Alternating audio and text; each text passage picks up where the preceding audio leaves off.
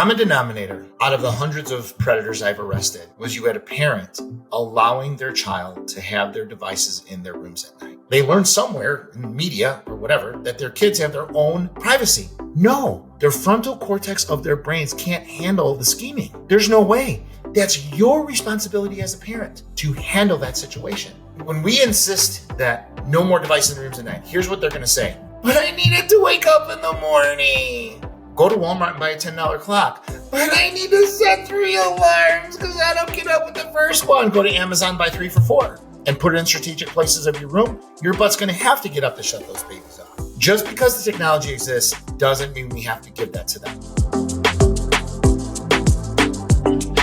Hello and welcome to the Conspiracy of Goodness podcast. I'm your host, Dr. Linda Ulrich, and I'm also the founder of the Goodness Exchange, a giant global website free to the world and free of politics and no ads. We're just here to celebrate what's right with the world.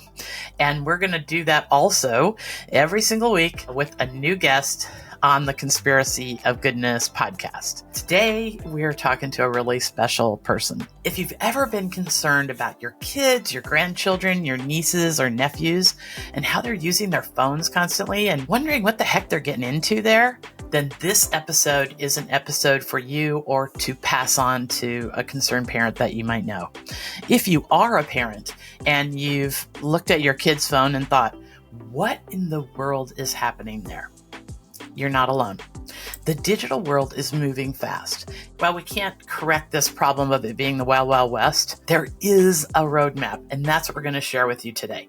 Today on the Conspiracy of Goodness podcast, we're meeting with someone who has been handing out the roadmap for decades on how we interface with the technology that our kids seem to be ahead of us on. He's worked with parents and educators and entire school systems to help outsmart even the darkest corners of the internet. My guest is Detective Rich Wistocki, a decorated law enforcement expert with over 30 years experience in finding and fighting cybercrime, and especially child exploitation. He's arrested more than 500 online predators, helped stop over 50 school shootings, and now he spends his days teaching people how to see the system more clearly so they can navigate it with confidence and heart, because this is a complicated issue. And in this episode, I want you to know this is not going to be about fear. It's about cleverness. It's about knowing the tools and spotting the signs and having those conversations with your kids that actually work. And here's the best part. You don't have to be a tech genius to make your home safer, to do the right thing for your children. You just need somebody to show you the shortcuts. And today, Detective Rich is going to do exactly that. Let's dive into a conversation that could help you breathe easier, sleep better, and maybe even feel like the cleverest parent on the block. Welcome, Detective Rich Wistocki. Good morning, Linda. Thanks for having me. It's going to be great. Okay, well, I hope that introduction covers some of the wonder that's in your work. And I know that's the best we can do because I have been absolutely taken aback by the things that you shared with me in my pre-call. You were introduced to me by a very trusted friend in Chicago who owns one of the largest, oldest TEDx licenses in the country, Arthur Zards. And he went on, and it was clear that your message was something that people on the Goodness Exchange need to celebrate. Absolutely. So, yay. Okay. Because this is such a common problem. The times that I sit in our favorite restaurant and look around the room and see parents with their kids at the dinner table and their kids of any age, like 1.5-year-olds on up, are just sitting there scrolling on these phones. I don't even recognize that world. I mean, it was important for us to take our kids out to dinner and to have family chat and tell stories and be curious about each other and to teach them those skills, how to behave in a restaurant. And I don't know. I'm not a parent right now and I'm not a grandparent yet, but I knew that your topic might strike a chord in almost everyone who's ever had the thoughts that I have when I do sit in a restaurant and see that. And if anybody who this interview lands on shares it with somebody who can work with their kids and connect with your message and move on, gosh, who knows how many lives will change. So Yeah. Let's hope. thank you for. Yeah. If we can affect just one family, we've done our job. My mission in life is to leave it better than I found it. All right. So Rich, we've got to start somewhere. There's so much here. We're going to try and cover it in an hour. God bless us. Okay, here we go. You've created task forces. You've written laws. You've worked with legislators. You've trained thousands. But if someone asked, what is your mission in one sentence, what would you say? My mission in life, and the reason why God gave me these qualities, was to save as many children as I possibly can, period. Our children are so affected by online antics, gaming, social networks, and we're going to do a deep dive into how children are affected. And some parents don't even realize they're allowing predators in their houses. So we're going to cover all of that. I want to say right now that I need you to tell us about your journey in as short a way possible, but just so that people have an idea of why we should trust you and Sure. Why you're the one I'm interviewing on this topic. When I was a senior in college, I became a police officer part-time in my hometown, Summit, Illinois. And we are a border town of Chicago on the southwest side. And when I graduated, I became a full-time police officer in Summit. And then after about a year and a half of that, I got tired of arresting all my friends I grew up with. And I was with my fiance watching a movie at my house, and all of a sudden I hear a pop, pop, pop, pop, pop. So I go outside, and my people that I've arrested shot out all the windows of my car. And so my fiance at the time said, that's it. I'm not marrying you. I'm not living this life if this is what it's going to be like. I'm out. So she called off the engagement. So I feverishly started to look and test everywhere to get her back. And I landed up in a suburb, fourth largest city in Illinois, called Naperville. So Naperville has about 200,000 residents. At the time, it had 100,000 residents, and there was about 90 cops. And so I started there in 1990. I worked patrol for 4.5 years. In 1995, I became a juvenile detective, handling all things juvenile. And I also became a SWAT operator. I was in SWAT in a perimeter unit for 2 years. It's an ancillary duty because it's in addition to your regular duties. And then 2 years after that, I became a SWAT sniper, and I was in SWAT operations for 22 years after that until I turned 50. But in 1998, we had a subject come from Brentwood, Tennessee, which is a very, very, very bougie place in Tennessee, drive all the way up to Naperville, pick a 13-year-old at the corner of her block, took her to a hotel, raped her. The guy didn't kill her, and he let her go back home. So she proceeded to tell her parents what happened, and they brought it to the police department. Since I'm the new detective in juvenile, tag, you're it. So I decided that he met her on this thing called America Online. And when I talk to young parents and young cops, they're like, yeah, what's that? So we didn't know what an IP was, right? We didn't know what geolocation metadata was. We didn't know what GWIDs were. We didn't know any of that stuff, right? What year was this? 1998. Okay, so there was enough of an internet. Phones, right? We still had pagers and flip phones. Right. So then we decided as a investigative unit that I was going to take over her account and become her. Okay, it's called an account takeover. So this way we avoid entrapment because the relationship is already established. So, and then within 2 weeks, he started talking to her again. Within 6 months, he wanted to have sex with her again. So this time when he came up 6 months later, he met me and my SWAT team. And that was the start of our internet crimes unit. So in 2000, then we started collaborating with other departments who were getting the same type of reports, right? So we had about 10 officers from 10 different jurisdictions, Chicago, Joliet, Bolingbrook, all this other stuff, suburbans, police departments. So in 2000, the Department of Justice, under the Office of Juvenile Justice Delinquency and Prevention, created a program called the Internet Crimes Against Children Task Force, ICAC, ICAC.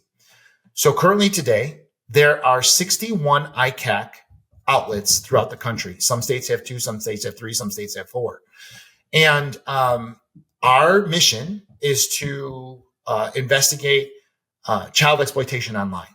So then we started getting training from Comcast, AOL, Yahoo, Kik, MySpace, all of these emerging technologies, we would get together twice a year, the ICAT conference in Atlanta, Georgia, and the ICAT conference in Dallas, Texas. And I teach there probably every year.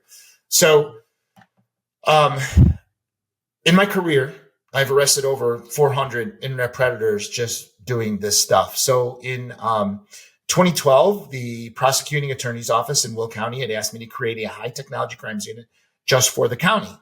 So I assembled a team, and I was working from 8 to noon there, and I work in Naperville from 1 to 9, 3 or 4 days a week. So my team at the end of 4 years had arrested over 100 predators just in one county alone. Then what had happened was in 2017, I was doing a parent presentation. I created my company, Be Sure Consulting, BeSureConsulting.com, and my cybersafe school. Because when I taught in the Naperville schools, I wanted to make sure, and here's something that when it comes to education for your parents, and this is why we want to highlight things that are good in our society, right? So my thought was, if I teach in Naperville schools, we have 5 high schools, we have 20 middle schools, we have 20 elementary schools, really big school districts, right? My thought was, if I trained parents on how to watch their kids, and if I train kids how to report them talking to a predator, they'll report it to me, and I'll get more cases. I'll arrest more predators, because let me give you the stat. One internet predator can have 250 victims in their lifetime. 250. Now, there's 2 reasons for that. Number 1, the NMK syndrome. Parents are not paying attention. Number 2, you have police officers who have no training in how to take a cybercrime report. They don't learn in the academy. They don't learn in FTO. And when we're not training our police officers, here's what happens. This happens 50% of the time. The number 1 predator site in the world right now, ladies and gentlemen, is Roblox. The gaming platform that your 8, 9, 10-year-old kids are using. Roblox is the biggest predator site in the world right now. Why? Predators go where the kids are, and they've opened up chat in the game so predators can get at your child. Okay? So what happens is that when there's so many kids, in my thought process, if I teach in the schools, I show parents what to look for, I show students how to report, I'm going to get more cases, right? Well, in 2016, I was asked by my chief. Actually, it was 2012. So it was around 2020. In 2012, my chief calls me in the office and says, hey, there's going to be a conference coming to town. It's called Innovations in Law Enforcement. Do you have anything you can contribute? Because we're going to be the host agency. I was like, well, yeah, for the past couple of years, I've been teaching in the schools, and I'm getting busier, either by self-initiated activity or people reporting. So when I taught in the schools, I have more cases, right? So if you teach the parents, teach the kids, they're going to report to you, blah, blah, blah, right? So he goes, all right, Rich, but it's got to be data driven. He goes, did you attach a code to all your cases? I said, yes, internet investigation. So I had my intelligence unit, I had my records and my IT people pull up the data. So in 2010, we had about 50 predator cases, right? But then I went to next year, it was 40. Next year, it was 30. Next year, it was 25. I'm like, what's happening? Here's what happened. And I'll take the win, right? So my initial hypothesis was that if I train these parents and kids, I'm going to get more cases. Went the other way. The more you train parents and kids on what to look for, the less victimization you'll have. That's what happened. Plus, if you're taking the predators out of the system, like if each predator has 250 victims, then you're just removing the source out of the system. Yeah. With yeah. every So pass. I've got ADD. I don't take medications. Quite obvious. So, so getting back to why there's 250 victims. So number 1, parents are not watching. Number 2, a dad came home from work at 5 o'clock. He was calling for his daughter, 11-year-old daughter. She wasn't answering. He goes up into her room and he finds her in her closet laying down, doing inappropriate things to her body and filming it. Dad says, "What are you doing?" And she's like, Daddy, I'm sorry. I had to do it for my friend on Roblox. She was being sextorted by an adult with the person she was playing on Roblox. So he calls the Columbus, Ohio Police Department. Officers show up. Calls them at 6. They don't show up till midnight. So there goes the priority there, right? So the officers show up and they say, he comes out and says, "She's sleeping now. I just thought you guys can talk to her. There's probably nothing you can do." Not true. Probably nothing you can do, but I just wanted her to know how bad this was. And so what did the officer say? "Well, she could probably be arrested for making child pornography." What? Yeah. She goes, "She's 11 years old. Doesn't matter. She's taking pictures. She could be arrested." "No, she's being manipulated by a grown-ass adult. You can't arrest her." She goes, "But is she taking pictures though?" So we have officers re-victimizing the victims, once by the predator, now by cops, right? So what we have to understand is it's not that those officers were lazy. They didn't want to take a report. It's just that nobody ever showed them how to take a cybercrime report and why it's important. So that video prompted me to put together a 3-day class, because where do you think they learned it?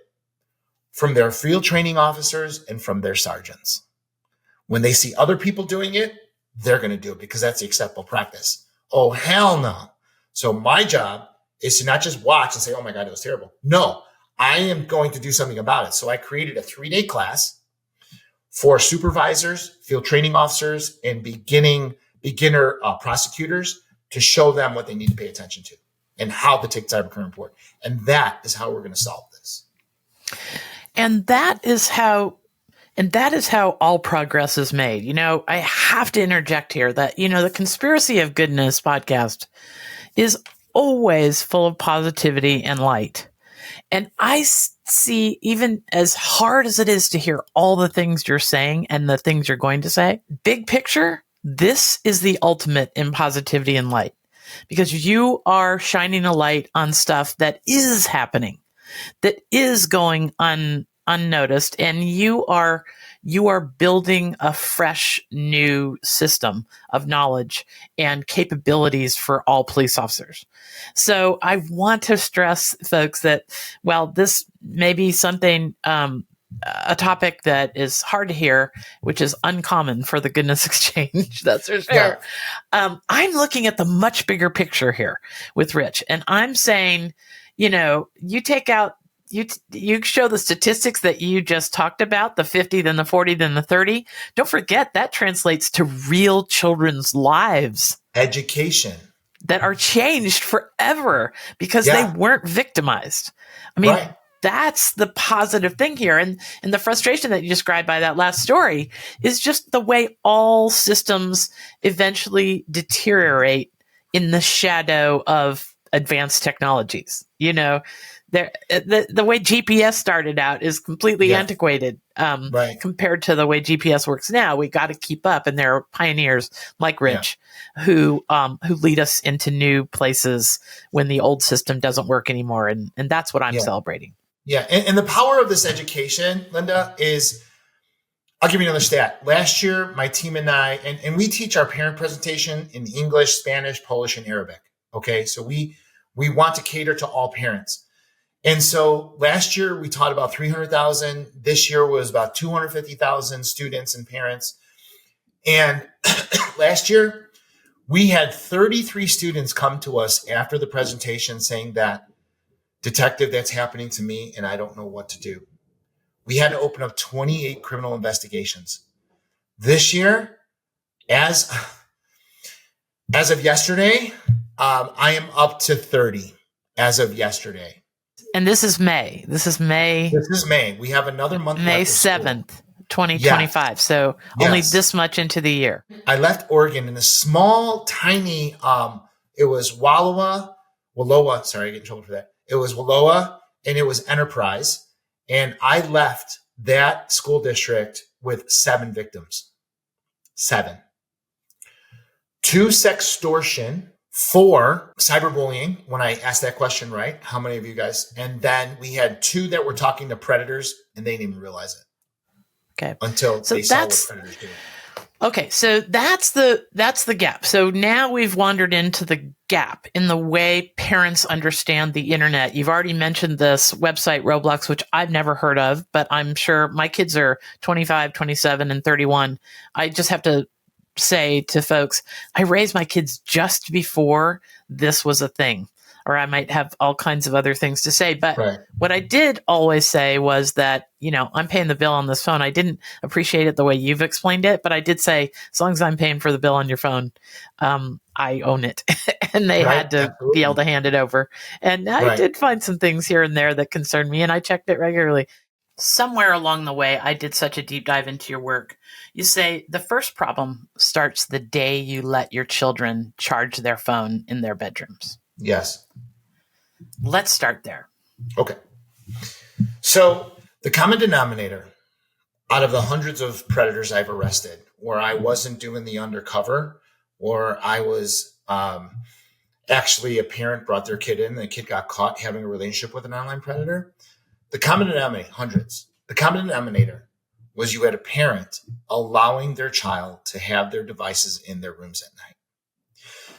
You see, when you allow your child to have devices in their rooms at night, I'm talking Chromebooks, tablets, cell phones, and the new craze now, watches. Some parents fooled themselves in, they only have an Apple Watch. Well, you realize that's a phone, right? And everything they can do on the phone, they can do on their watch. Okay. So, when I was undercover, I would have to be up at my house in my office at 1:30, 2 o'clock in the morning, because that's when predators knew that kids could be up when their parents are sleeping. You're sleeping. There's no need to talk. They shut the door. It's typing, reading, then performing. This is how predators get to our kids. So we really have to understand as parents that when you allow your child to charge their device in the rooms at night, you're allowing that predator to come into that child's room at night because you're sleeping. And the biggest thing and why parents do that is because they suffer from a dangerous disease that sets your children up for failure. This syndrome is called the NMK syndrome, which puts our children at risk every single day. What is it, you may ask? Not my kid. I don't need to go to that parent presentation the school is offering on internet safety because my kid would never do that. My child would never take naked pictures of themselves. My child would never take and talk to a predator. My child knows what will happen to them if they ever do that. Well, that time it's too late. It's already done, right? So the issue is when you allow that child to now, when you're listening to this podcast and you try to institute this, let's talk about what your child's going to say, right? Can we just, before we do that, hold that thought because I might not. Sure. Because I know what people are thinking, because I was thinking in it when you and I had our pre-chat right here is when I was thinking, yeah, but what about all the people that talk about internet privacy for children and how we're supposed to let them just, grow and have their own agency on their phone. So let's just cover that right now, Rich, because you have some Let's talk about the ground rules. Okay. Now, when I start out my presentations for parents, I teach about 300,000 students, my team and I, we teach about 300,000 students and parents a year through a school year. And the unfortunate truth is that less than 1% of that student body's parents will attend that presentation because of the NMK syndrome. Okay. Now, when I start on my presentation, my team's presentations, they're like roller coaster rides. They never know what they're going to get, which keeps them riveted, right? So I start off as this jerk cop who's got an attitude. So this is how I started off. And I say, where are all the parents? Where'd they go? And then I asked the principal, how many kids you have in here? 1,200 in our school district. Well, why are there not 1,200 parents here? At least because of the NMK syndrome. So when I talked to the parents, I said, I'm gonna say something that you're not gonna like. I'm gonna say something that may offend you, but I don't really care because I don't have a chief anymore. I'm retired and I already got paid. So I'm going to say something that may offend you. If you want to get up and leave, I get it that you can't handle the truth, but here we go. All of you parents here tonight are responsible for your children. There, I said it. I hope I didn't offend you. But you see that I put a light on it, right? You are not only responsible for your children's food, clothing, shelter, and education, you are responsible for their technology too. In all 49 states, children own nothing until they're 18. Nothing. I don't care if Nana, Nonu, Tia, Tiu, Grandma, Grandpa, Babsha, Jaja bought them that new device for their birthday, that iPhone 16. Guess what? They don't own it. I don't care if they cut grass all summer, babysat all winter, and they bought it with their own money. In all 49 states, they own nothing until they're 18. Okay. Now, what do you think is odd about what I just said? 49 states, right? Yeah. We have 50 states. So I was in Oregon pre-COVID, and I was establishing myself there. I'm there like 6 times a year. And I said that comment, in all 50 states, kids own nothing until they're 18. I had an SRO raise his hand, a sergeant, and he goes, "You're in Oregon now, detective." And I'm like, what's that supposed to mean? We had a Supreme Court ruling about 2 years ago that if there's an investigation and law enforcement wants to take that child's cell phone that they're using, we have to ask the parent 2 questions. Number 1, do you continuously go and check your kid's cell phone from time to time? And number 2, do you have monitoring software on there? If the parents answer no, the child has the right to their own privacy away from their parents. Yes. So I didn't know what to say. So I'm like, how am I going to respond to that? And then I said, well, that's why I'm here. Because we're going to teach your parents, when you get asked that question, yes, I continually go through it, and yes, I have monitoring software on it. That's how we solve the problem. So children own nothing until they're 18. Number 2, there is no such thing as privacy for your children.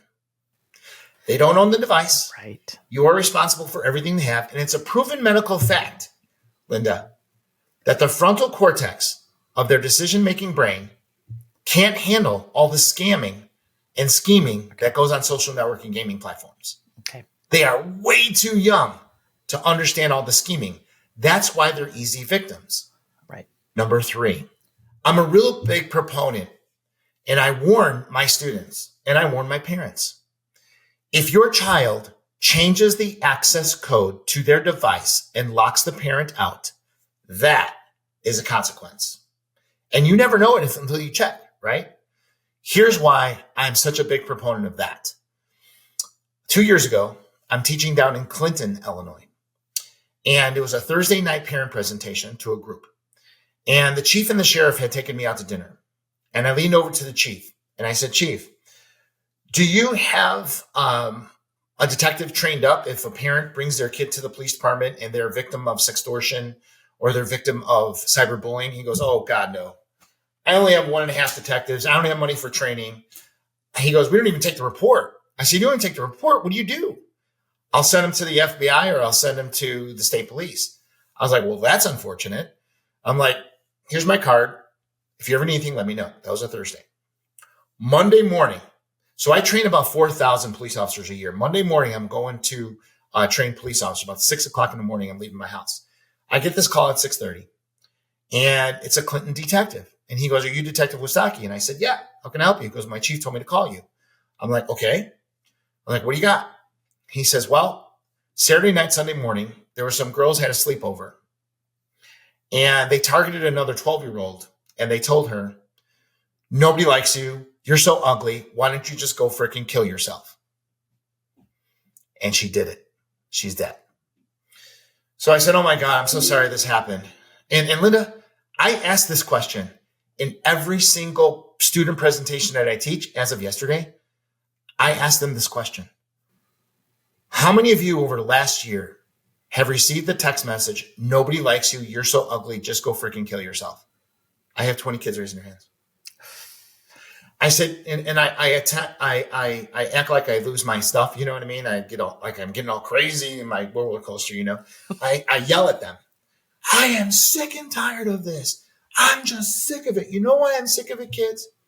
Because the person who is sending you that message is sitting in this auditorium right now.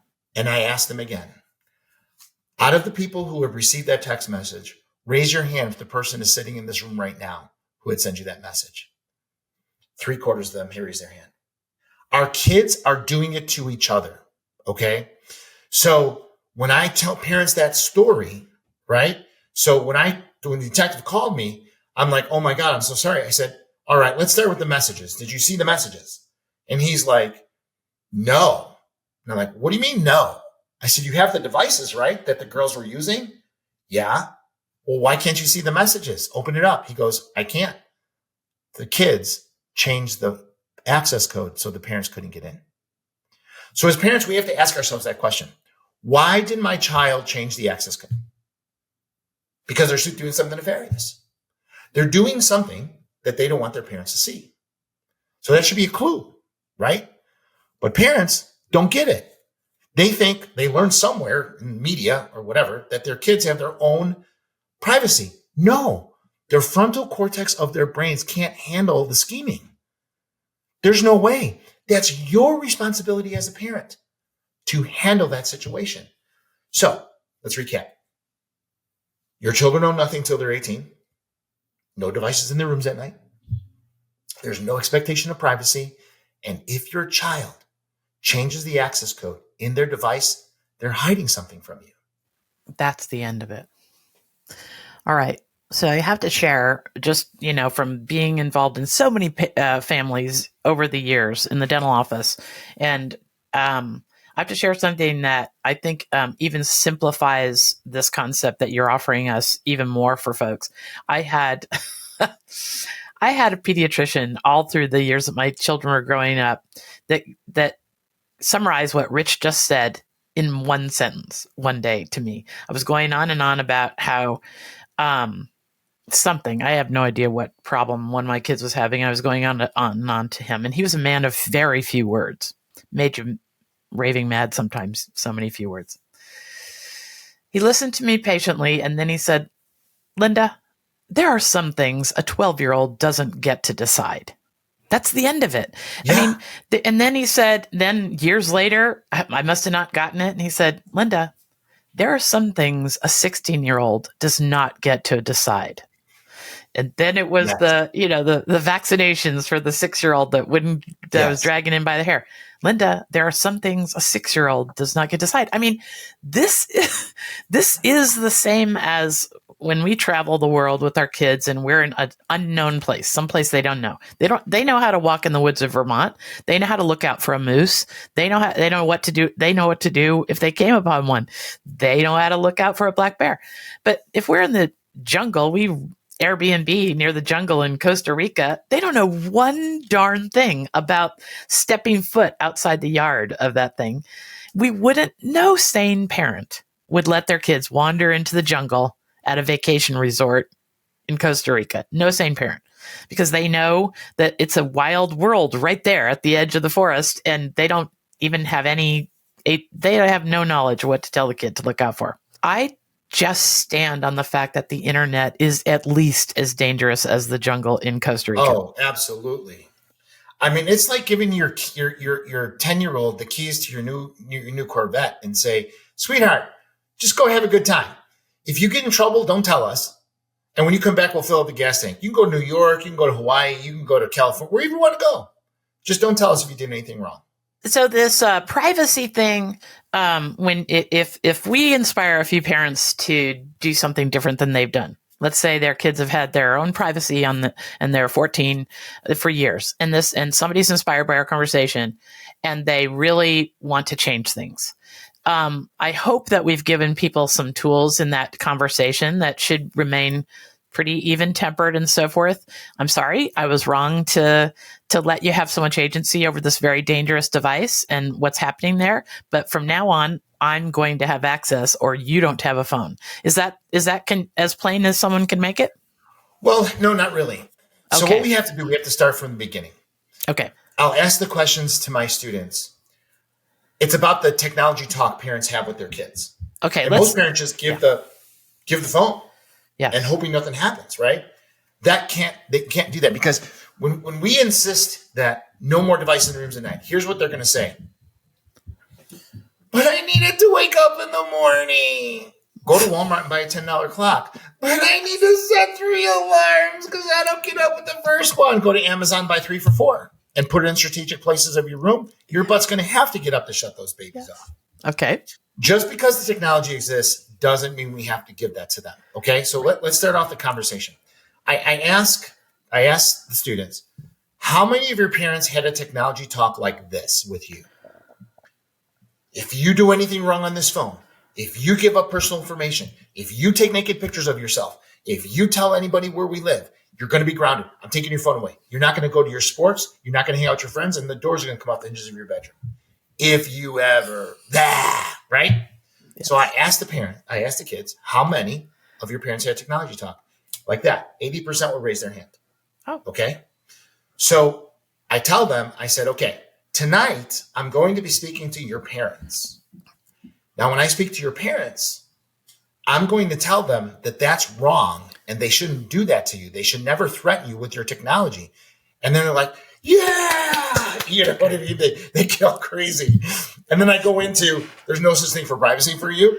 And so, we'll talk about that in a second. But what happens is some parents fool themselves. Well, I want my kids to make mistakes and figure it out for themselves. That's why we give them so much privacy. That's the rebuttal I get from parents. Really? We need to allow them to make mistakes. Okay, but let's talk about the type of mistake, right? When we were kids, yes, if we made a mistake, we got our lumps, we learn by it, we move on. You can't do that with the internet. Because when your 11-year-old child is sextorted and being made to put things in their body parts and film it to share with the person they met on Roblox, right? You can't get that back. No. So it's going to be a resounding ripple effect for the rest of their lives if you don't take care of it now. So here's the saying I have. You either pay me now and do what's right, or you're going to pay later a bigger expense.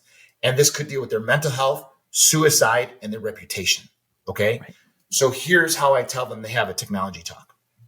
And when I was in Oregon this past month, they're so gracious to me, and they take my stuff so serious. Here's what they did when I arrived. They said, Rich, you know your golden ticket rule? I said, yes. Check this out. So I introduced parents to the golden ticket rule. And what that says is you're going to go back to your child after this presentation and say, look, we had no idea how many predators there were and how easy it is to get to you. Look, mom and dad knows that we were like all over you, threatening you. We want you to ball that up and throw it away. We want to introduce you to our new rule. It's called the golden ticket rule. That you should know that we're responsible for everything you do, right? So if you get catfished, if you make a mistake online, if you send something you're not supposed to, if somebody tricked you, you need to come to us, and we're going to give you that golden ticket pass. What that golden ticket pass says is that there's going to be no consequences for what you are freely reporting to us, because you understand that we are responsible for you, and we need to get you out of this bad situation because we have experience in this more than you. And once you come to us, there's going to be no consequences. Now, it's not that there's going to be no consequences. You may have to redefine your boundaries with your child, right? And we'll talk about the ages and things that they lie about in a second. But when I went to Oregon, they said, Rich, they take it so seriously. I was just so taken aback by, and I love them. They came up with a golden ticket magnet to put on the fridge. You put this on the fridge, and what happens is when a child makes a mistake, they grab the ticket from the fridge and they said, I have to talk to you. Here's the golden ticket.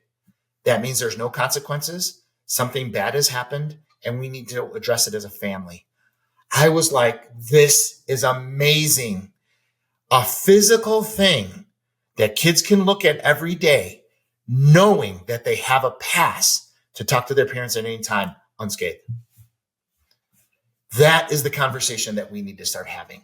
And then I give them another tool. It's called, it's on YouTube. It's called Childhood 2.0.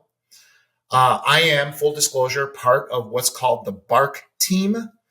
And the BARC team is a software and a hardware.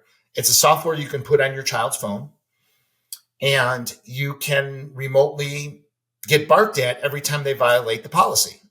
So the unfortunate thing is that so many parents buy their kids an iPhone. It's not real-time action in an iPhone. Apple is virtually the devil when it comes to protecting kids. Their biggest customer are 13 to 17-year-olds, and they do believe that 13 to 17-year-olds should have their own right to privacy. They don't allow third-party real-time monitoring of your devices. So for your audiences here, if you're thinking about getting your child a phone, make it an Android, or BARC has their own phone called the BARC phone, which is a high-end Android with BARC built into it. And it will notify you anytime there is mental health, threats, cyberbullying, sexting, sextortion, grooming, drugs, alcohol. When conversations are coming to your child, or your child is having those conversations in any of the social medias, BARC gets into. If they have an Apple, it does not. So a lot of parents are like, oh shit, I just gave them my old one. You know what I mean? So I was like, well, you made a mistake. You know what I mean? So when parents have an issue, and I get calls every week about sextortion of the parents that I see, I say, all right, now that your child has proven that they can't be trusted on social media, you're going to have to batten down the hatches, remove that iPhone, and give them a BARC phone. So we have a documentary that we did called Childhood 2.0. It's on YouTube. It's free. It's an hour-and-a-half documentary on what elementary, middle school, and high school students are doing behind their parents' backs. Now, my advice to parents is that I want you to watch this video by yourself. Do not watch it with your child. If you determine that your child can handle the sensitive pieces of information that are being exploited in this film, if you think your kid can handle it, then let them watch it with you. But what you have to do when you watch it, be able to pause it. Now, when you pause it and you have a topic, you want to tell them, this is what you don't want to do. Pause. You're not doing this, are you? What do you think your kid's going to say? No, mom. But if you have an open-ended question, pause. Tell me what you know about this. Kids love to show their parents how smart they are. Well, I heard Lydia and Jimmy were at a sleepover and then this happened and they took pictures of, but they'll tell you everything. So these are the little things on how we can have open conversations. Even though there's no such thing as privacy for children, our children still need that golden ticket to trust their parents, that they're not going to get crucified by what they made a mistake. And kids do make mistakes, but you can't just let them go by themselves because they're just going to get deeper, deeper, deeper. It's not like when we were kids. This is a whole different animal. You can't say to yourself, parents, you cannot say to yourself, let them figure it out. That's going to have a rippling effect on their entire life. I want to take a break here because we've got to take one. But when we come back, I really want us to get into some practical things because I've got a list of questions. This might have to be 2 episodes to get to it all. We're going to cover it all because I feel personally responsible for conveying this knowledge to the world since I've discovered you and your work. So let's take a break, and when we come back, we're going to hear more from Rich about this gap, this us not understanding what our kids are actually doing. And the Roblox, what's that? It's a gaming. Kids are sitting doing gaming it constantly. It could be quite a place. Okay. Let's take a break. You know how the constant negative noise in our digital lives feels like it's reaching a boiling point? Now, many of us have tuned out the news and social media almost entirely. Well, it doesn't have to be that way. There are newsworthy stories about amazing progress, innovation, leaps in human potential, and wonders in the natural world, and they're just not reaching the top of our feeds. We can have access to this, but none of us has the time or maybe even the emotional stamina to search through all the doom and gloom news to find what's right with the world.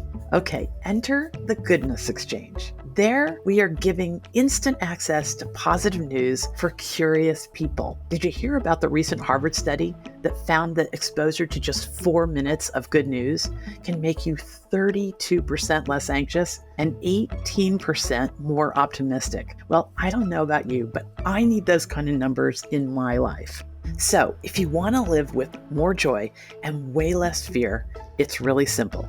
First, you join us at the Goodness Exchange. Everyone around the world has the opportunity to access this kind of content. And we've promised no politics for about a decade, so you're safe from all that distraction as well. Second, you allow this new, more positive, balanced worldview to put a spring in your step again. It can change the way you react to your kids, your coworkers, everybody you come in contact with. And the stories we write about can make you the idea person in your circles. These challenging times call for us to wake up and take control of our perspective. The people who use the Goodness Exchange have the ability to react to the harshness of the world much different because they know way more about what's right with the world. And that's a resource. So subscribe to the Goodness Exchange, our YouTube channel and the podcast, and use this content to live a more expansive worldview. It is still an amazing world out there, and you can be a part of it. Welcome to the Conspiracy of Goodness. All right, we're back with Detective Rich Wistocki. Now, Rich has a long and comprehensive career in law enforcement, and this savvy, this cyber security part of it for children came through almost organically, the way you just told your story. But where we're at right now is this: you started off talking to schools and things. Pick up the part of your story there, and then let's get into some practical advice. Yeah. So in Illinois, you can retire when you're over 50 and you have 30 years on. 30 is your full pension. So I just have to give some context to this because in 2017, I was asked by Arthur Zards from Naperville TED. He was at one of my parent presentations, and he comes up to me and goes, "Oh, that was really good. How'd you like to do a TED Talk?" I'm like, "What?" He goes, "I'm Arthur Zards. I run TED Naperville." I'm like, "Oh yeah." So I did a TED experience in 2017. It got released in February or March of 2018. After it got launched and it went viral, I was getting calls from schools all over the country to present to students and kids. And that's what the whole Oregon and Washington state came in. When they saw the TED Talk, they were like, "Oh, we need to get this guy." Right. So ever since then, I've been in Oregon 6-7 times a year.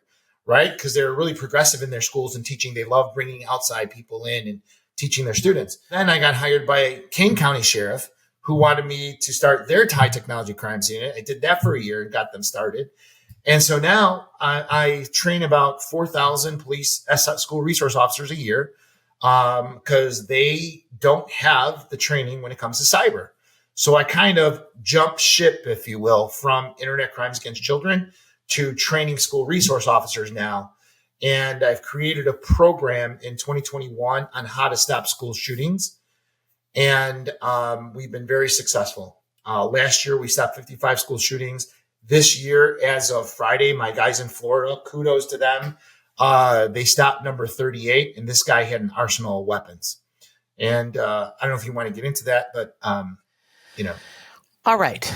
I'm deciding right now that this is going to be 2 episodes, and we're going to do the best we can on the cybersecurity for kids. question for parents and kids. And then we're going to do a separate episode that finishes that up and talks about the school shootings thing. Sure. Again, I can't say it often enough. People come to this podcast so they don't have to hear more harshness, more negativity in the world. And I just want people to stay with us, because now we're going to get into some of the practical questions that I had for Rich, and the clever little ways that he has for helping parents navigate this with some savvy. So put that on hold, because that's an important concept. And also parents and grandparents, everyone needs to know what they can do to help their school system avoid those kind of horrifying tragedies that are avoidable according to the systems that you've developed. Absolutely. So a placeholder on that. Yeah. Okay. So let's go right over to this. You've mentioned them 3 times: Roblox. Okay. So I have no idea what that is, but there may be some parents who do. There may be some, folks in different generations than me that do. Talk to us as succinctly as you can about this transition from gaming to Roblox to very bad things. Yeah. So the bigger ones that we need to talk about, parents need to be aware of. Number 1 is Roblox. And the reason why Roblox, kids as young as 7 years old are playing with it, and you go on YouTube and you put in the dangers of Roblox, you're going to see sexual rooms in Roblox that children are being groomed by predators that are in there playing as a character. And the reasons why it jumped to be the biggest predator site is because they opened up chat between users that's not monitored. Okay. And then there's Fortnite, and then there's Minecraft. Now, for all 3 of them, there's a platform called Discord. Discord, make no mistake, is a chat room for gamers. Okay. This is where kids find strategies, hacks, codes, recruit people to play with them. It is a chat room. But this is the nefarious things that go on in the background, right? I'll mention 2 things. Roblox, Fortnite, Minecraft, when these kids are playing with it, predators go where the kids are, right? And so when I train my students, when I go to schools, and I'm like, if anybody ever takes you out of your gaming platform to go to private chat, they are not who they say they are. 100% of the time. Yes, 100% of the time. Because if they had something regular to talk to you about, why not say it on the game? Why do I have to go to private chat to talk to you? Let me tell you why that is. So the National Center of Missing and Exploited Children is the clearinghouse for all internet crimes against children detectives. There's 7,000 of us throughout the United States. We give our cases to them when we're done with them to give them all the background information. They give us, they assign us cases. Let me show you how they assign us cases. In every single social network, gaming platform, cloud service in the United States, except for Apple, will report 2 things to the National Center. Number 1, CSAM, child sex abuse material, child pornography, or naked pictures of kids. All the same thing. Number 2, and Apple doesn't. Apple does not report. No, that's why they're the devil. So, and there's a whole nother thing on the lobby legal side that I'll explain later. But okay, keep going. I'm sorry to interrupt, but So what happens? The second thing is grooming chat between adults and children. So this AI program that the National Center puts into place into the social networks, gaming platforms, and cloud services will report on those 2 things. So it's sort of like, just so your listeners understand how this works. Have you ever had a conversation in private with someone let's say you're talking about going on a cruise, right? And within the next hour or two, you all of a sudden, boom, get an ad. Okay, so what's happening is when you sign on to the device, you are giving them permission to turn on your mic. So it is recording everything you're saying, transcribing it, and then it's looking for keywords. So like, this is what I do. So on my Google terms, and people search internet safety, crimes against children, boom, my ad comes up on a Google search, right? Same thing with this. So what happens if you have grooming chat between adults and children about sexual stuff, this AI program put into place by NCMEC will flag to TikTok, Snapchat, or Instagram. Their terms of service people will look at that alert and they're like, yep, that's grooming. They will send all the information on the suspect and the victim to the National Center. The National Center will look at the IPs and all the information. They'll do a background, and then they assign that case to one of 7,000 people like myself. That's called a cyber tip. Predators know that we do this. So what they'll do is when they get a kid, now predators are very patient. They will spend 2 months talking to a kid before they go in for the kill. So once they have your child's confidence, say, hey, we've been friends for so long, 2 months, so long. Let's go over to Discord private chat, DM. Let's go over to Snapchat. Let's go over to this. Let's go over to WhatsApp. And the reason why they're doing this is that when they take them off their gaming platform and they take them to a private chat where that AI program is not running, they got your kid. So now when they go into private chat, here's the setup for sextortion. We've been friends for so long. Do you want to see what I really look like? And your kid's like, I don't care. So then they will send a picture or video of themselves naked or getting naked. Now, your kid's being catfished because remember, they have 250 victims to pick from to use those pictures to show your kid. Okay? So when your kid gets the picture, they're like, is that how it is? And then here's the common denominator. When those pictures are sent, you owe me one pic.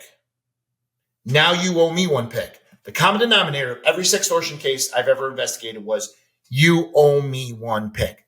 If we're not talking to our children about what is going on right now, about what predators do when they're in this private chat space, they're like, well, we've been friends for so long, 2 months. We've been friends for so long, I don't want to make them upset. And there must be some internet law that I have to reciprocate the same type of picture. I don't want to get them mad. Okay, I'll take a picture. Send it. 3 days later, that predator is going to come back to your child and say, hey, how do you like your new Instagram account I made on you with your naked picture and all the other pictures I have of you? I'm going to send this to your school, your team, your church, if you don't make me videos every week. And your kid's like, oh my God, this isn't what I thought it was. I got to tell my parents. Oh, wait, if I tell my parents, you're going to be grounded. I'm taking your phone away. I can't tell my parents. I don't want to be grounded. And there's no golden ticket, right? I don't want to be grounded. I don't want to get embarrassed. I don't want to lose my phone. He says if I just make him one video, he'll leave me alone. It's never one video. It'll continue till your kid can't handle it anymore, and they have a breakdown. And so that's the common thread. That's the way it happens in these cases. Yeah. There's almost a prescriptive way that it works, just like that. Hold on a second. I got to get something. Hold on 1 second. I got to get something. So the tool that I give kids for this, I tell them, okay. Then I ask the question, how many, now this is middle school, right? 6th, 7th, and 8th graders. How many of you have ever had a text message from someone you know or someone you don't? They send you a picture and they tell you, now you owe me one pic. Every school I go to, Linda, I'll get 10, 20 kids raising their hands. And those are just the ones that raise their hands. Yes. If someone tells you you owe me one pic, you are about to be a victim of sextortion. Period. So I had to come up with a tool, right? So I said, here's the tool I have for you. So you already know Red Alert 1 is they're taking you off your gaming platform to go to private chat. That's it. You're talking to a predator. Number two, if they get you to private chat and they say, you owe me one pic, here's what I want you to do. So I press my button on my clicker, right? Say, when you see that, here's what I want you to do. I want you to type back to them, I don't owe you jack, bro. And so I get them to repeat it. I say, what? I don't owe you jack. What? Louder. I don't know you. And they chant it and they hit their feet on the banners. And that's what they remember. So I was at a school in Southern Illinois. It was a shop class high school. They had welding, electricians. They had a print shop. So the teacher comes up to me after the presentation. He goes, that was fantastic. Hey, that I don't know you jack thing is awesome. Can we make a t-shirt for you? I'm like, that's brilliant. And I'll throw them out to the crowd and kids I talk to. Yeah. So we had a contest online. We had about 300 people voting on 5 different t-shirts. So this one won. Stop Teen Extortion. Okay.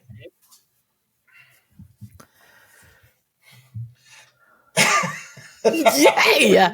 Wow, I got goosebumps. So the kids absolutely go crazy for these t-shirts. Okay. Because it empowers them. Now, when I teach middle school, 3-4 years later, I may be teaching at their high school and they see me set up, right? They see me set up. They're looking at me like, hey, detective, I don't know you, Jack. And that's the only thing they remember. That's the only thing they remember. Okay. All right. So right there, let me just rewind to that moment when your kid gets asked to go somewhere else or gets the weird picture. I'm guessing 99% of parents who hear that much, my kid gets sent this weird picture.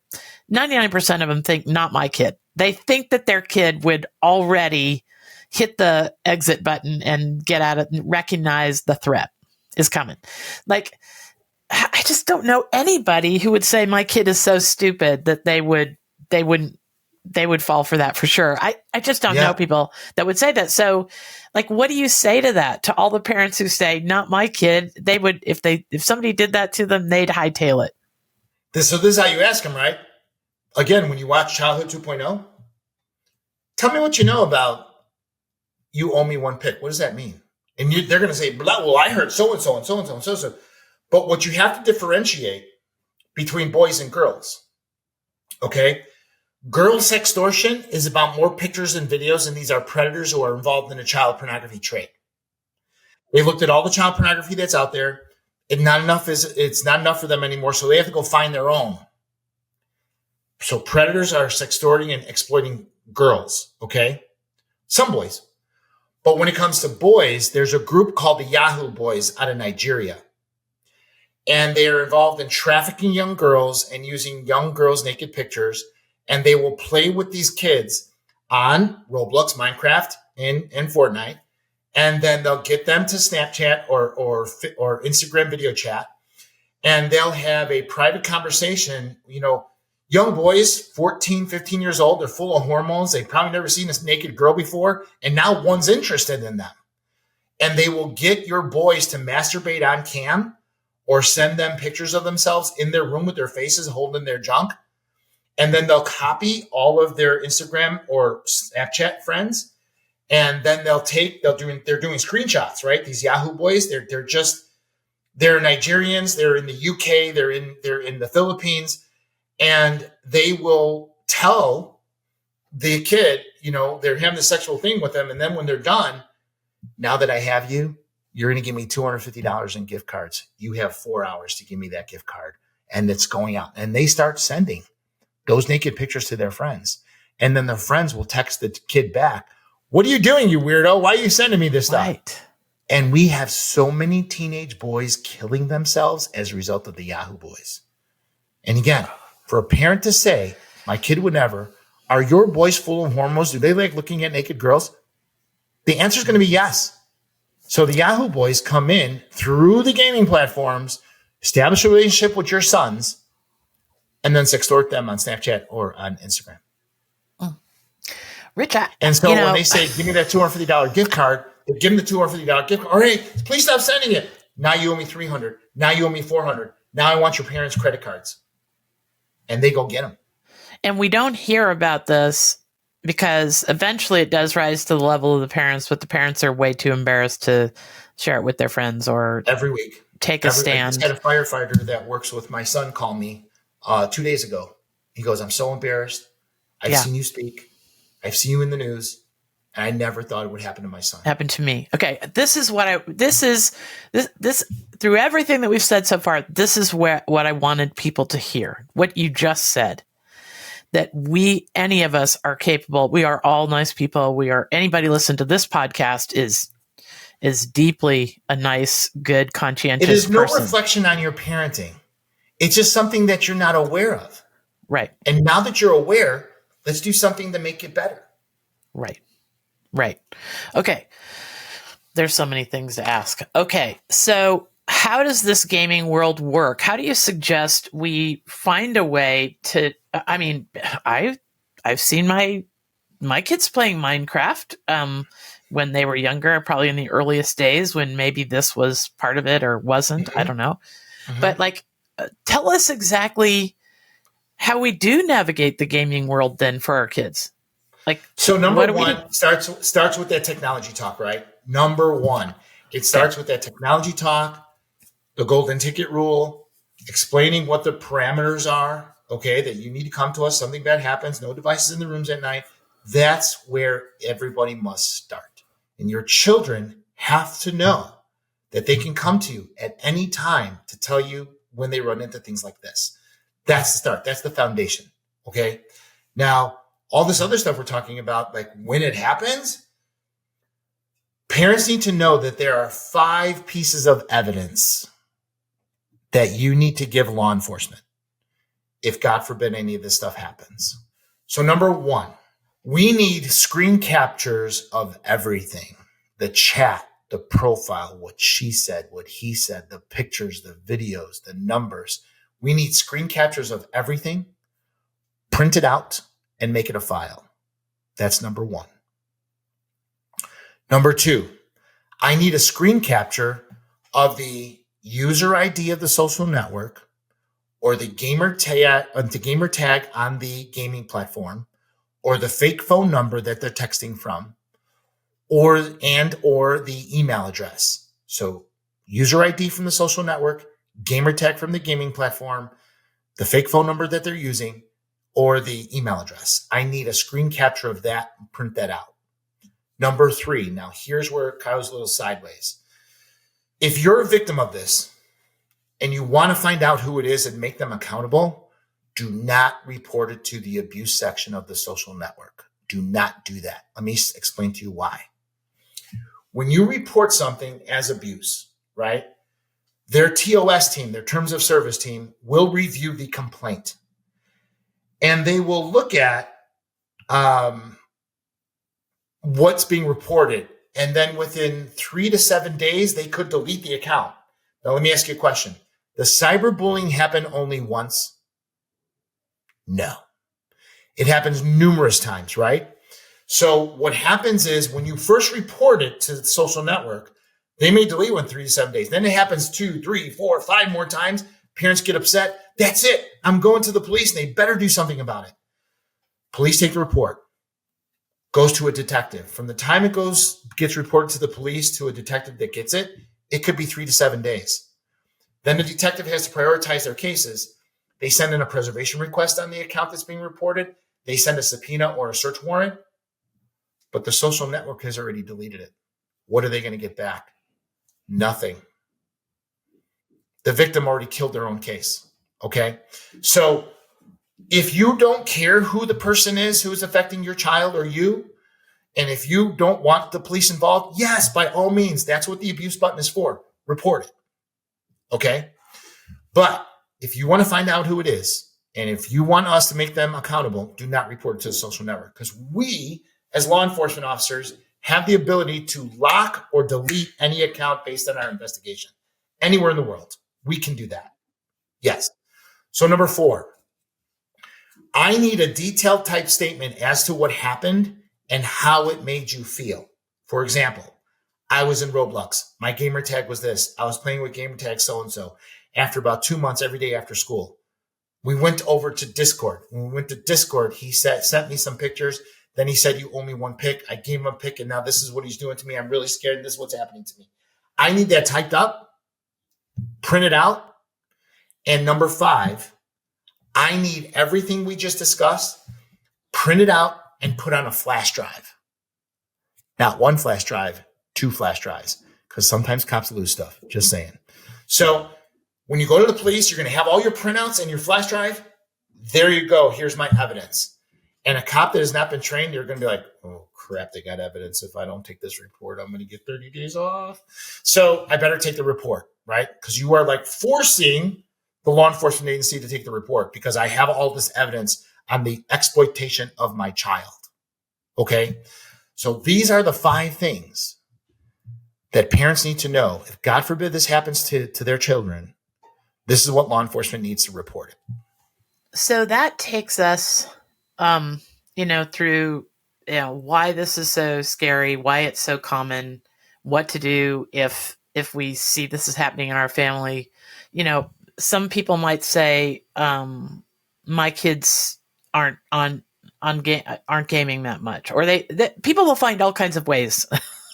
Sorry, but people will find all kinds of ways to make our conversation thus far not apply to their kids. Back to the not my kid thing. Sure. Are there some like peripheral signs, like 10 signs that this could be happening? Oh, maybe you only get one of them, but right? Oh yeah, for sure. Okay. Give us a bunch of signs that we might not know are clearly obvious. Okay. So they're withdrawing from family conversations. They lock themselves in their room. They have a fear of going outside. They only have maybe one friend, and they've cut out the whole rest of their friends. They spend a lot of time gaming in the gaming world, like up all night. They will be short-wicked, and when you ask what's happening, they come up with, "Boom, leave me alone," or "Don't invade my privacy," and they're cutting you off, right? So here's what I tell moms. Moms, you have a gift from the Lord. It's called the maternal instinct. This maternal instinct was given to you to protect your babies. No matter if your baby is 6 months old or 40, that shit ain't never going away. You know if something's wrong. Let me give you an example. Let's say you're making dinner, right? Your kid comes home after school or after their sport or after their after school activities, whatever that is. They come in the house and the mom looks at their child and they say, "Oh, sweetheart, you're home. How was your day, babe?" What do kids say? "Fine," right? Fine. By the way they say fine, by the way they drop their book bag, by the way they walk up to you, give you a hug or a kiss or not, by the way they walk up the stairs, go in their room, shut the door. Moms are like, something's wrong, something's wrong, something's wrong, right? I need moms to pay attention to their maternal instinct. Now that thing sitting in the lazy boy chair, drinking a beer, watching the news, your husband, he rubs his belly and says, "You're crazy. She only said fine. What's wrong? There's nothing wrong with her." No. That is God telling you something's wrong with your baby. My advice to you moms is to investigate, because you are never wrong. I tell my new SROs, moms are not crazy. If they have a feeling something's going on, something's going on. And I tell my moms, where are you going to find that answer to what you're feeling? Yeah. It's right here. It's right there. You just got to look. Okay. So right there. Yeah. That right there is okay. So let's say we clear the hurdle that, I can tell in my kids, I can tell instantaneously when my kids are concerned about something. It's the weirdest thing. They think it's like that's your talent that God gave you. Yes. Yes. Each one of them has a sort of I don't know. It's like an aura that they put out. Okay. Yeah. So I know exactly what you're saying there. But then if I said, Then what? Like, then give me your phone. I mean, that doesn't seem very loving or caring. Like, and then you may or may not have had this conversation where it's password protected against you. Tell me, so let's say we do pry, and that's what it'll feel like, or that's what they'll act like. They'll act like we're prying. What tell us about that stage? So then it takes you back to that foundation, right? So yeah, have dinner, let it go, get some quiet time in there, and now you just go talk to a one-on-one, mom to son, mom to daughter. Look, remember we had this conversation that we are responsible for you. Something's wrong. You can tell me till you're blue in the face that nothing's wrong. Something's wrong. I know it is. Remember this? I'm instituting that right now. And I'm going to take the phone I let you use because that's my phone, and I'm going to look in it. So either you can have a conversation with me and tell me, or do you just want me to find it on my own? So, of course, kids don't want parents to go through everything, right? So they're saying, all right, this is what's going on, right? So you have to have a balance, right? You have to have the trust of your children, but they have to know that you're responsible for them. And before you get in any trouble, we have to balance this out. And that's why monitoring software is so important, because moms are feeling this and boom, you're going to get an alert. Mental health. You're going to get an alert. Suicidal ideations. You're going to get an alert. Drugs or drinking. And that puts it all together. So having this foundation, having the house built around this, everybody knows what their roles are. And kids have to know that they can trust their parents to help them in bad situations. That's what it comes down to. Okay. And you even go so far as to suggest that we make up a little golden ticket and stick it on the fridge with a magnet or something. Like having a physical golden ticket on the fridge is the key. I'm not going to go too far into the story, but when my husband and I were teenagers, my dad was a local ER doc and a very gruff guy, super scary guy. He was a wonderful doctor. If you were his patient, you thought he had 1,000 people come to his funeral. But to us, he was one of like the strictest dads ever. And my husband and I got into an episode, first time we ever smoked pot. It was laced with PCBs. What are the odds? And I was sitting between. What's that? Yeah, now it's laced with retinol. I should have died that night for sure. I could go into it, but when I could say anything in my body, I kept saying to my now husband of 44 years, then boyfriend, call my dad. When I could get words out, I would say, call my dad. And it was the worst thing that he could think of to do. But my parents had left some bit of the door open between us in our relationship. As strict as they were, they had left, and as scary as my dad could be, somehow he had left some part of the door open that I knew that we could call my dad and he would do the right thing and it would not be punishing. And it was just all that we had then could do. And that is what happened. Finally, he called my dad, and my dad treated me just like anybody else on an OD in the emergency room. But he did it at home in our living room, of course, for the whole night.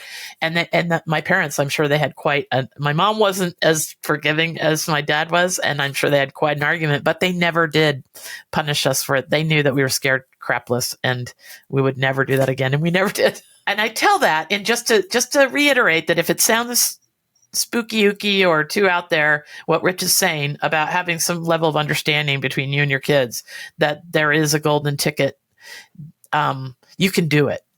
But you have to practice it, and you have to defend it, and you have to come through when you're not going to get any hall passes. You're going to have to come through with it. Yeah. So like when we go in schools, we pass this out to every parent, and we put out these shirts to some of the kids, like a baseball game. We throw them on into the crowd, and they really enjoy it. Again, it's the messaging, right? It's the messaging that you can take with you after the presentation. Right. Okay. So we aren't done on this topic. There's a lot of things I'm looking over here at the questions that we had. There's a lot of odds and ends that I want to make sure we get covered. So I think we are going to have to do 2 episodes on this. Sure. And what I'm hoping upon hope is that people who listen to this will share it with parents and share it with relatives. I don't know how you share it with a really good friend okay, I'm just going to go that way. Just, where I'm going. Yeah. Okay, we all have the not my kid thing, But we all have friends. Very often we have friends who we see those changes in their kid. Their kid used to be a best friend of our kid, and now they're not, or they're growing up, so where, I don't even know if you're the right person to ask that to. Like, how do we broach this? Is it just as a simple matter of at least sharing this episode with them? Hey, you might be interested in this. Share. And biggest thing, share it with your schools. Okay. Schools are wanting this information. I got a call yesterday from, where were they from? Las Vegas in Nevada. There's a non-for-profit that says all my schools are clamoring for this stuff, and we need to partner. I was like, okay, let's partner. And I'll just let people know I've already told Rich that this has to be in a book form, and I'm going to help him format this. So I don't know how I can take on another project, and I got 2 books I got to write myself. But I feel so strongly about this topic, and every time I speak to you, I feel like I know more, and I know how seriously important this is in our future as a planet. Okay. So what can people do next? Like, I'm going to wrap up this episode with, now let's say we have touched a chord in somebody. Is there a place where they can go for more resources? How do they get a hold of you? How do they get you into their schools? What's next? Yep. So you can go to besureconsulting.com. I have everything we offer is on there. If you want to book something for your school, just go to mycybersafeschool.com. Where you're at, what kind of presentations you want, English, Spanish, Polish, whatever it is. And then we'll follow up with you right away. We'll send a menu to your school. That's how to get me. Google my name, go in YouTube and put Detective Rich Wistocki, and you'll see all the school districts that had recorded, live stream, and put it on their YouTube channels for the entire complement of what we talk about. And your last name is Wistocki. Correct. And my phone number, I'll give you my cell, is 630-461-0044. My email is Rich Wistocki, Wistocki, at besure, BESURE, consulting.com. And I think that says something right there. As cyber secure as you are, and as much as you care so deeply about this topic that you would be willing to give us that information. Linda, there's no worse feeling, because this doesn't happen 9 to 5, Monday through Friday, than your son banging on your door in your bedroom at 2:30 in the morning saying, I did something really bad. I can't believe I'm going to kill myself. I can't believe I did this. And they're being sextorted by a Yahoo boy. And they don't know what to do. And I get those calls, 3 o'clock in the morning. That's what God put me here. God gave me the skill to help and save children. And where does that start? Teaching them and teaching their parents. Yeah. Well, one thing people that listen to this podcast do know is that I'm always talking about the fact that I really have seen enough goodness in the world now after studying it for so long and deeply getting to know people like you that I believe that each of us is uniquely built to contribute something. And it may not have been the path we started on, but it may have been where knowledge and information and people have led us. And you truly feel like somebody who's found what you're uniquely built to contribute. Hard as it is for us to hear, I can't thank you enough for sharing this time with us. We're going to do more. We'll get back to you on that. I don't want to promise it next week, but we're going to keep hearing from Rich. And I hope that you will share this episode wildly, because you will never know the lives you will save and change. I'd like to leave you with a story that happened last month. So I was ordering my triple espresso in Starbucks. Okay. And I was in Naperville, where I was a cop for 30 years. And I'm ordering in line. And this lady comes up to me, very put together, very classy. I can tell by her Yves Saint Laurent handbag, right? So she goes up to me. She goes, "Hey, are you Detective Wistocki?" And I'm like, "Yeah." And she goes, "I just want to let you know, about 10 years ago, I was at your presentation, and I thought I was my daughter's best friend until I met you. And then I started looking at things that my daughter was doing. and she was being trafficked underneath my nose. And if I hadn't gone to your presentation, I don't know if she'd be here today. And I want to thank you for that. I never got that opportunity. She goes, can I buy your coffee? I was like, sure. Thanks. If I save one like that, it's all worth it. It's all worth it. Yeah. Goosebumps again. Thank you, Rich. You're very welcome. I don't know what to say. This is not one of those hard things in life that must be done. And I'm glad that there's somebody as lovely and realistic and practical and I don't know. You've got a way. This could have been a lot scarier, and I don't feel too bad. I feel like there is hope. You've still left me with hope. Sure. There is so much hope, right? Just gotta get trained. That's all. Just get out the word, and that's right. Yeah. There's hope. Okay. Yeah. Have a great, great day, Rich. Thank you. And thank you all for hanging in there with us. I know it's an unusual episode, but there is a lot of good that can come out of this, especially if you share it. Thanks, folks. Thank you so much.